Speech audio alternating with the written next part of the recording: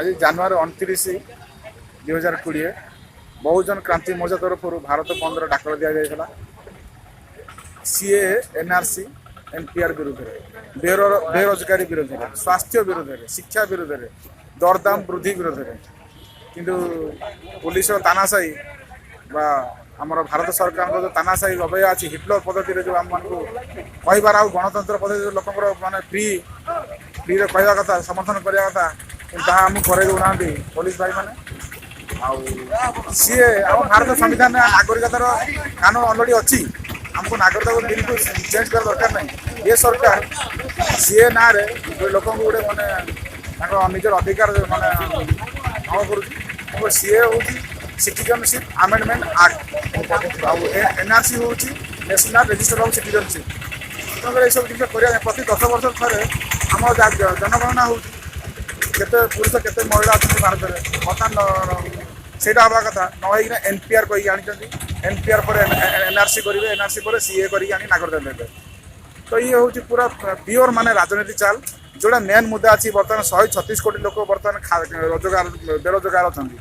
शिक्षार माने बहुत अवहेला स्वास्थ्य अवहेला हाँ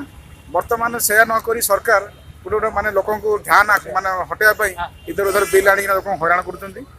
अरे आम तो 140 कोटी लोक अच्छे इंडिया रे बाहर लोक आने आवश्यक कौन अच्छी आमको तो खावा दियो भल खावा दियो भल पढ़ा दियो आम छुआ भल पढ़ा दियो स्वास्थ्य दियो शिक्षा दियो स्कूल दियो भले एजुकेशन दियो तो पत्थर बड़ बड़ मूर्ति तैयारी कर हजार हजार कोटी मूर्ति तैयारी कर हजार हजार कोटी टकर माने लोन छाड़ दौ कॉर्पोरेट हाउस को ये कौन ये भारतीय संविधान तो ये सिस्टम नाला ये मन इच्छा मनोवाद मैंने एमती करना संघीय व्यवस्था को ये आज भी भारत वर्ष को भाग भाग कर सारे तो समस्ते बर्तमान समय आसी आईन विरुद्ध समस्ते जनसचेतनता हूँ आईन विरुद्ध समस्ते राजरास्ता को बुलाऊँ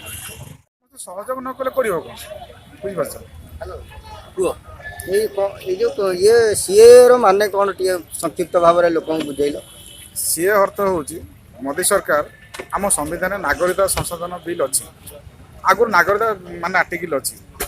जमी भारत नागरिकता हासिल कर पाइब तेणुक नागरिकता आईन आनबार आवश्यक ना सीए हूँ सिटीजनशिप आमेंडमेंट एक्ट